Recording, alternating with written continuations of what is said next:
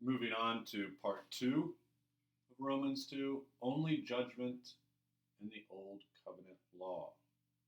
By only judgment, we mean no salvation in the Old Covenant law. Romans 2, verses 12 through 16. In verse 12, Paul writes, "Those who sin without the law perish without the law. Those under the law will be judged by the law." And again, this is a judgment according to deeds and works. It's a judgment for both Jews and Gentiles. Jews have the law. Under the law, they will be judged by the law. Gentiles don't have the law, but yet if they sin without the law, they will still perish. But this is harsher for the Jews. The Mosaic law is more strict, more stringent, but it's harsher for the Jews because they have been trained for holiness under the law.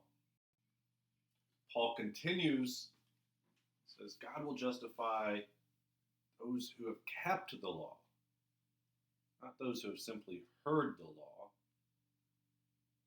Recall this faithful obedience, this obedience of faith, this obedience to faith. And it's the doers, not just the hearers, that will receive salvation and justification. Again in Revelations chapter 19, her bride is ready. She has been able to dress herself in dazzling white linen because her linen is made of the good deeds of the saints. Not made of the faith of the saints, the works of the saints. And this is justification through works. It's not works alone, but it is also not faith alone. It's faith and works.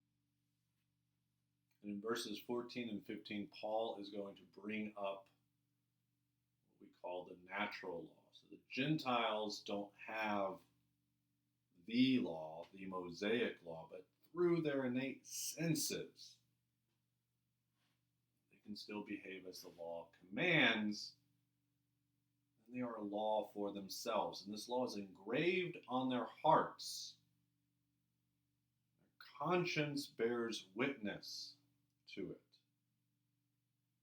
So although they don't have the Mosaic law, they can still obey their conscience and do as the law commands. And we call this natural law or natural moral law.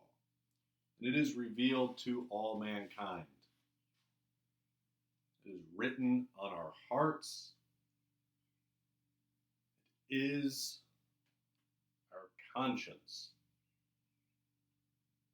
In the Catechism, you see that those who, through no fault of their own, do not know the gospel or the church, but who seek God and try to do his will through the dictates of their conscience, they too may achieve eternal salvation.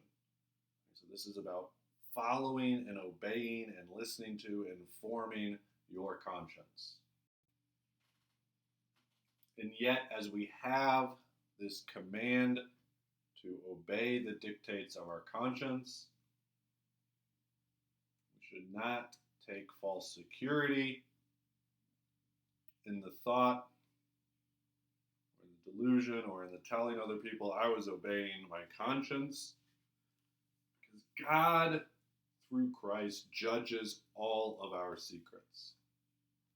Nothing is hidden from God. If we say we are obeying our conscience, but we are not actually doing so, maybe you will receive praise from others, but you will not receive justification from God.